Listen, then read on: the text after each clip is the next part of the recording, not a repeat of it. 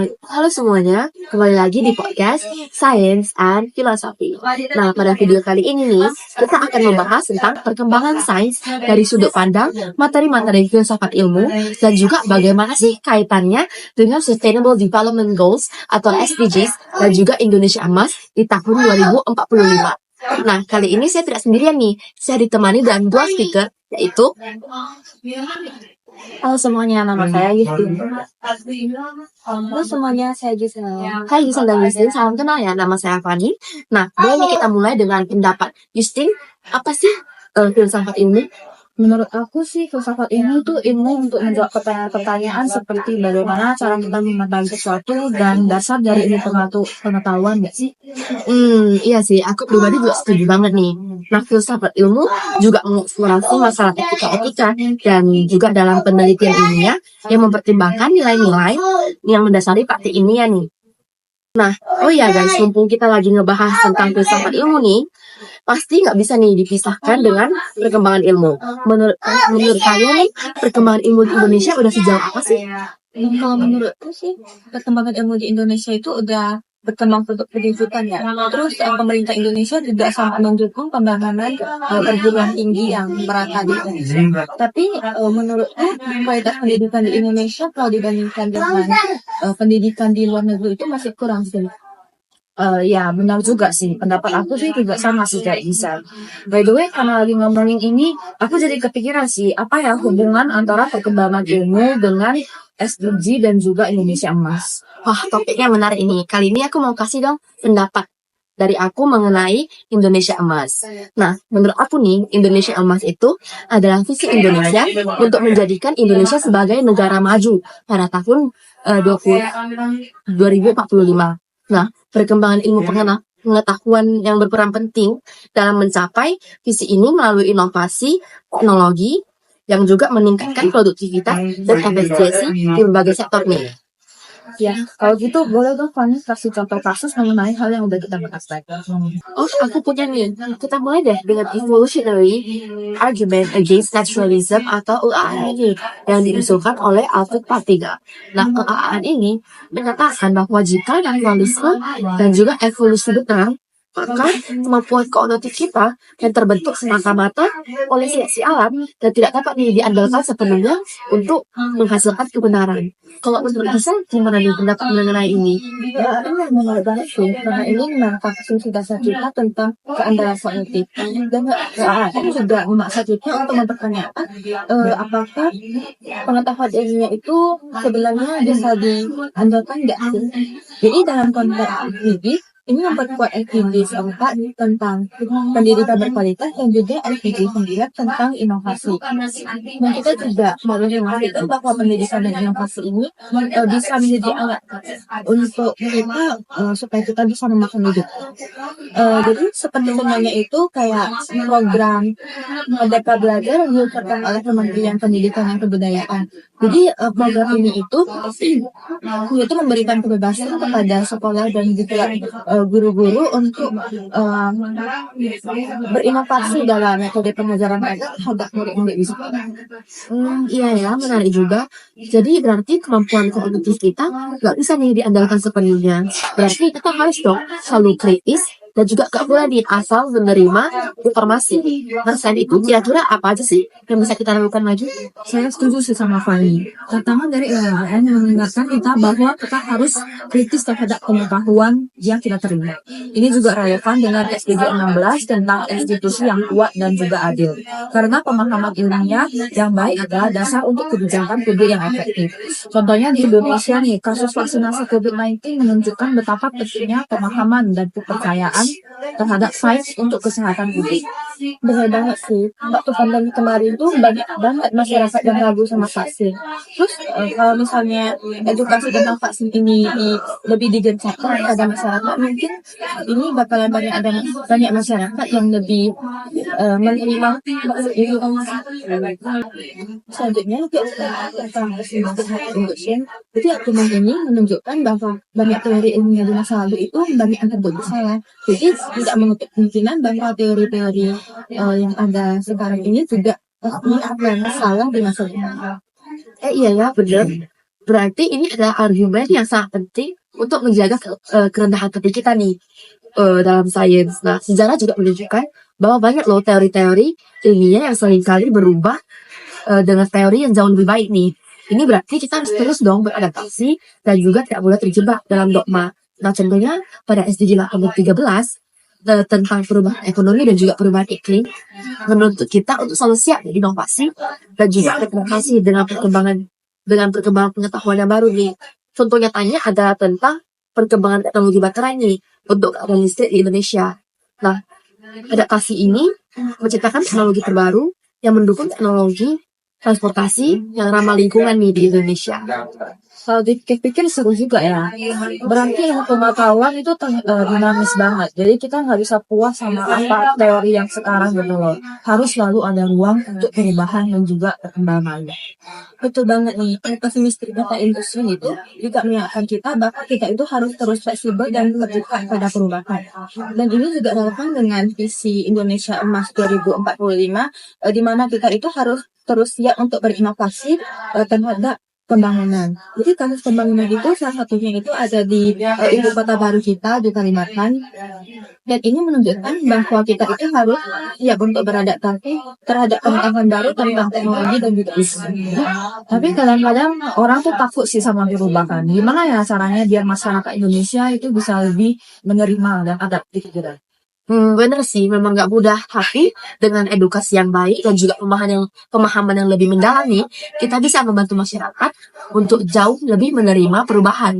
Misalnya nih, kampanye-kampanye lingkungan yang mengedukasi tentang pentingnya nih teknologi ramah lingkungan yang bisa membantu masyarakat untuk lebih terbuka pada inovasi. Benar juga. Oke, mari kita lanjut ke segmen berikutnya. Pertanyaan mengenai apakah teori ilmiah menggambarkan realitas sebenarnya atau hanya alat untuk memprediksi fenomena adalah perdebatan klasik dalam filsafat ilmu. Misal, bagaimana pendapatmu tentang realisme dan anti-realisme ini? Nah, jadi realisme itu menganggap bahwa teori-teori ilmiah itu menggambarkan dunia. Sedangkan anti-realisme itu lebih skeptis dan menganggap teori-teori ilmiah itu hanya sebagai alat untuk prediksi. Jadi dalam konteks Indonesia Emas 2045, memahami perdebatan ini itu penting untuk memastikan bahwa kebijakan yang kita buat tentang pengetahuan itu tidak hanya pragmatis, tapi juga berdasarkan pemahaman yang dalam tentang realitas. Misalnya, kebijakan terkait pengelolaan sumber daya alam itu harus didasarkan pada pemahaman ilmiah yang realistis tentang dampak jangka panjang terhadap lingkungan. Jadi kalau kita ngomongin realisme itu kayak kita yakin banget kalau teori itu benar-benar menggambarkan kenyataan. Tapi kalau anti-realisme kita lebih skeptis ya, kayak oke, ini bisa aja cuma prediksi sementara. Ini juga sih. Setuju sih ya. Jadi realisme dan anti-realisme ini kasih kita perspektif yang berbeda nih dalam memahami sains. Nah, untuk mencapai SDG 16, kita perlu kebijakan nih yang didasari pada pemahaman yang mendalam dan juga kritis terhadap pengetahuan ilmiah nih. Baik dari sudut pandang realistis maupun anti-realistis.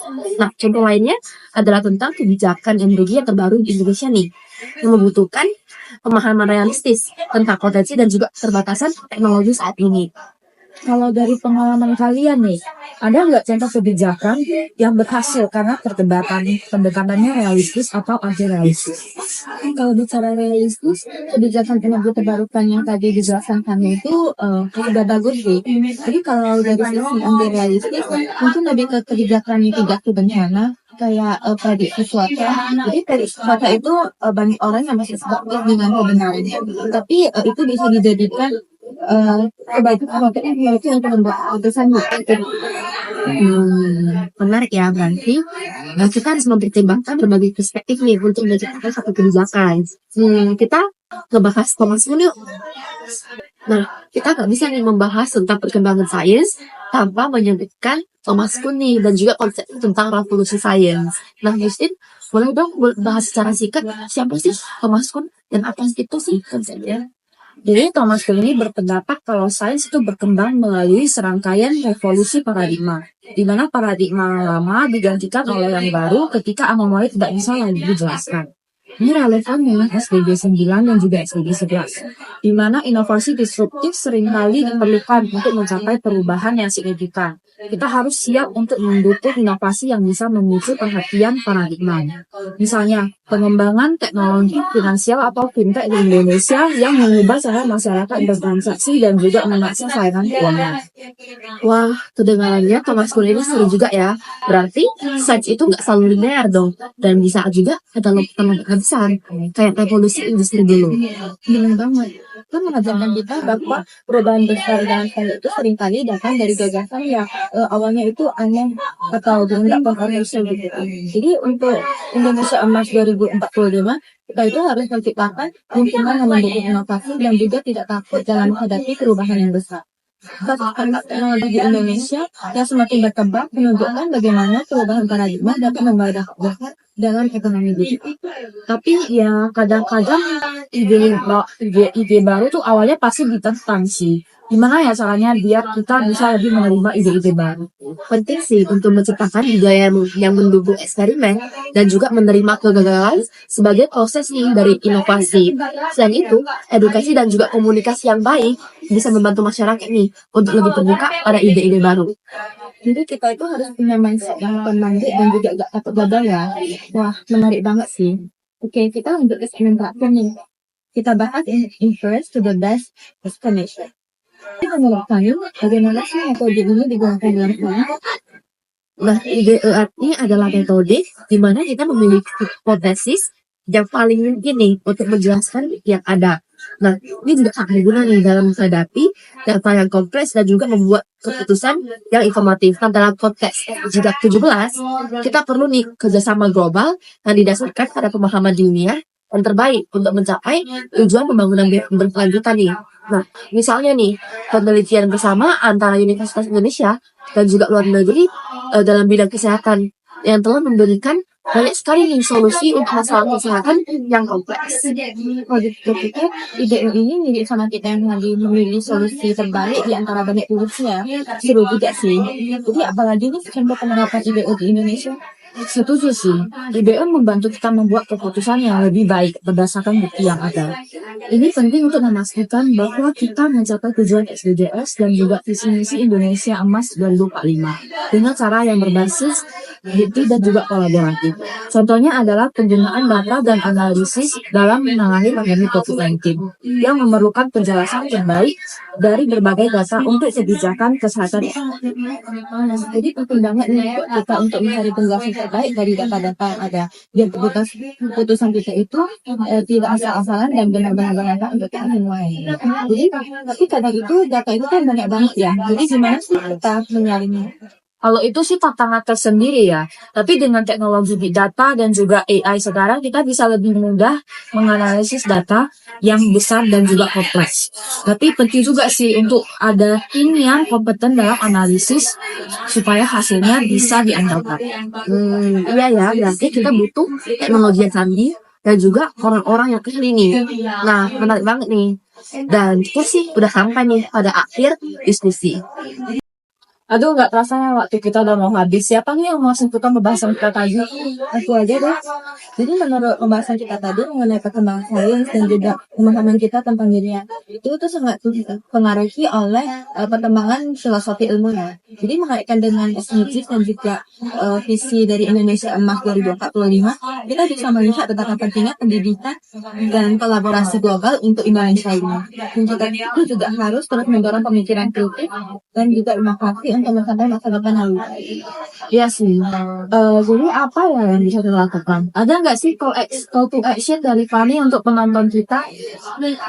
Aku pribadi mah mendorong banget ya semuanya untuk mendukung pendidikan dan juga penelitian ilmiah nih, serta aktif berpartisipasi nih dalam inisiatif pembangunan yang berkelanjutan. Nah, mari yuk kita dukung program-program seperti Merdeka Belajar dan juga penelitian kesehatan. Nah, kok Yusuf, gimana menurut kamu? Kalau aku sih, aku mau mengajak kalian semua untuk lebih terbuka pada inovasi dan juga perubahan. Jangan takut kegagalan, karena dalam kegagalan kita bisa belajar dan juga berkembang. Mari kita dukung kebijakan yang berbasis bukti dan juga kolaboratif untuk masa depan yang lebih baik. Setuju banget sih. Itu sebelum kita tutup, saya pengen tahu sih pendapat kalian tentang Indonesia Emas 2045 ini. Kalian itu optimis atau pesimis? Nah, kalau aku sih optimis ya. Dengan kemajuan teknologi, komitmen pemerintah, dan semakin banyaknya inisiatif masyarakat untuk berinovasi, saya yakin sih kita bisa mencapai visi Indonesia Emas 2045. Tantangan pasti ada, tapi dengan kerjasama dan semangat pantang menyerah, kita pasti bisa. Saya juga optimis sih melihat semangat dan inovasi yang ada di Indonesia saat ini. Aku percaya kita bisa mencapai tujuan besar ini. Pendidikan dan teknologi akan menjadi kunci kesuksesan kita. Jadi yang penting itu kita itu harus terus berusaha dan pantang menyerah. Wah, saya jadi ikutan optimis nih. Yuk kita sama-sama dorong perubahan positif dan juga jadi bagian dari Indonesia Emas 2045. Terima kasih banyak ya kepada pembicara kita hari ini, yaitu Yustin dan Gisela yang sudah aktif dalam diskusi kita hari ini. Terima kasih juga kepada para penonton yang sudah setia mendengarkan kita. Nah, ini adalah akhir dari video kita. Sampai jumpa di episode berikutnya.